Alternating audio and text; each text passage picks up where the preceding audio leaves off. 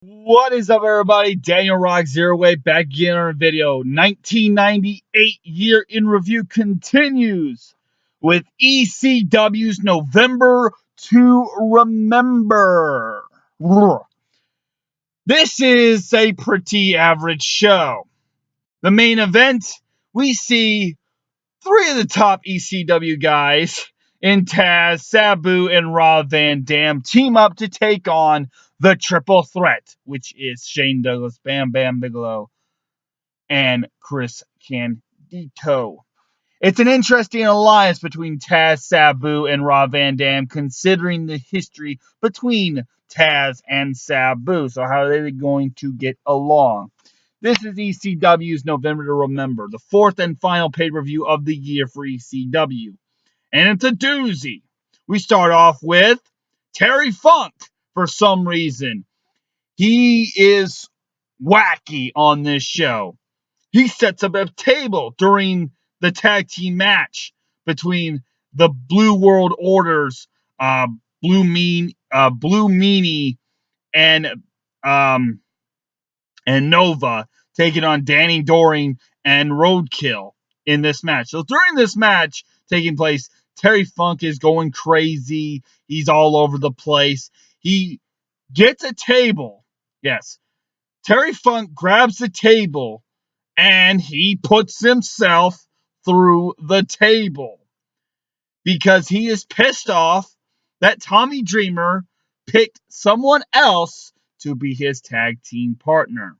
Anyways, while this is going on, there is a tag team match. Blue World Order defeats Danny Doring and Roadkill. I mean, it's technically not the Blue World Order without Big Stevie Cool, honk, honk, honk, honk, but I digress.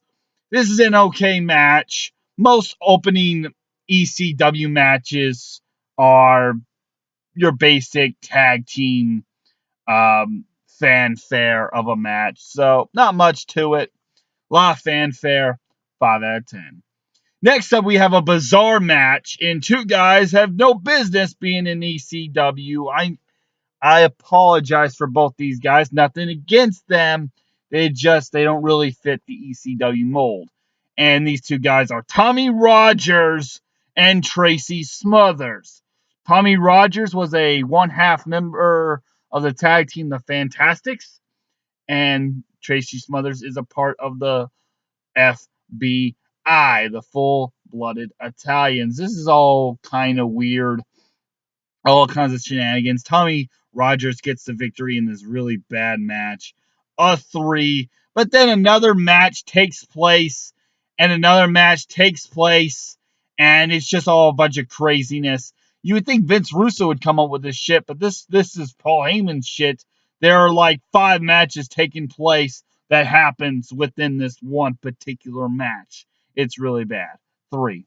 Lance Storm defeats Jerry Lynn, and Sonny, or Tammy Lynn Sitch, is the special referee. And there's also a special referee on the outside in Mikey Wimprecht. Now, Lance Storm has a valet in who will then become Dawn Marie. But her name initially was Tammy Lynn Bitch. So, to not have a fucking tongue twister and get confused between Tammy Lynn Sitch and Tammy Lynn Bitch, I will call them for who they are more famously, and that's Sonny and Dawn Marie. Sonny at the end tears Dawn Marie's clothes down to her bra and panties, and she's wearing a little thong, and you can see her butt cheeks, and it's really, really nice. ECW fans seem to like hooting at the women and like to chant, "Show your tits, show your tits." Well, I don't think there ever was nudity in ECW. Not at least on purpose.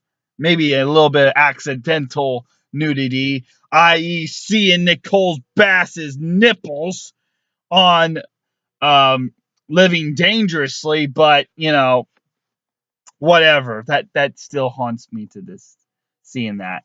But anyways, this is a fine match. It was a little funny spot where Lance Storm is going. He does the Jericho move where he hops on the top turnbuckle and then does a missile drop kick on his opponent to the outside. Well, Lance Storm does this move, except when he does this move, he kind of bounces off of the ropes to the outside onto Jerry Lynn. Kind of funny spot. This is a cool match.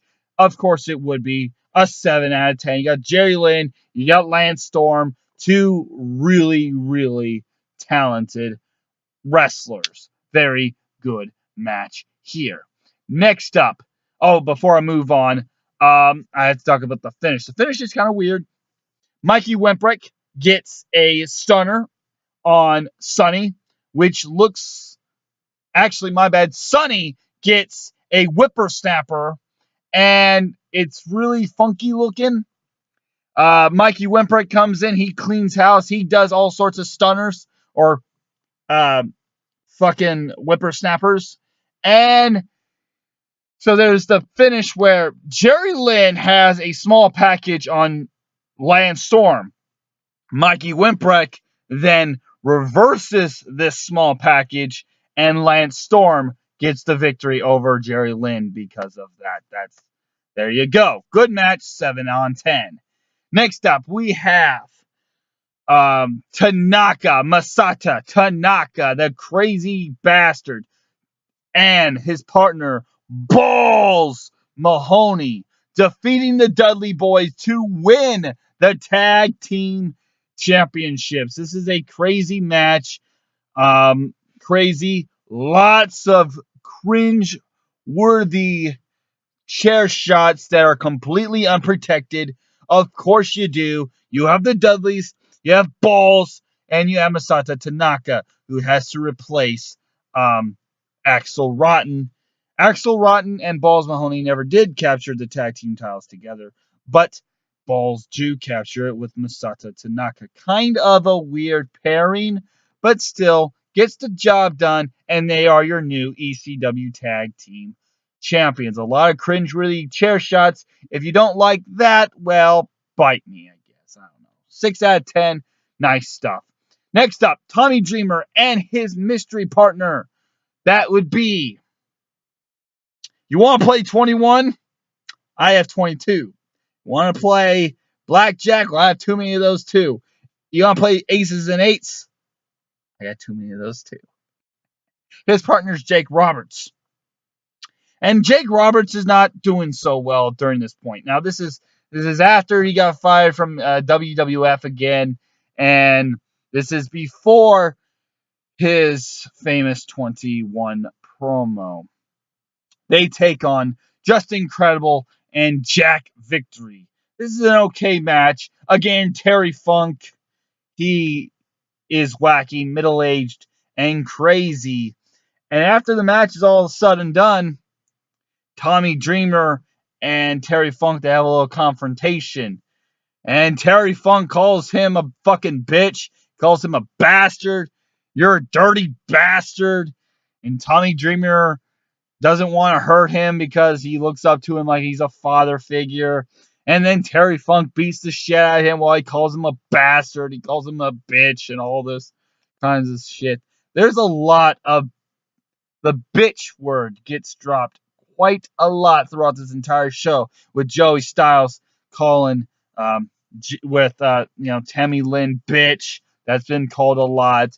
And Terry Funk calling bitch, bitch, bitch. And then that gets a 4 out of 10. And then we get the main event, which is basically Taz and Sabu calling each other, fuck you, you're a fucking bitch, fuck you, no, fuck me, fuck you. That's basically this entire main event. It's Taz, it's Sabu, it's Rob Van Dam taking on the triple threat. Now, what's interesting about Bam Bam Bigelow and Rick Steiner is, did you know that apparently both of them have the exact same theme in respective companies?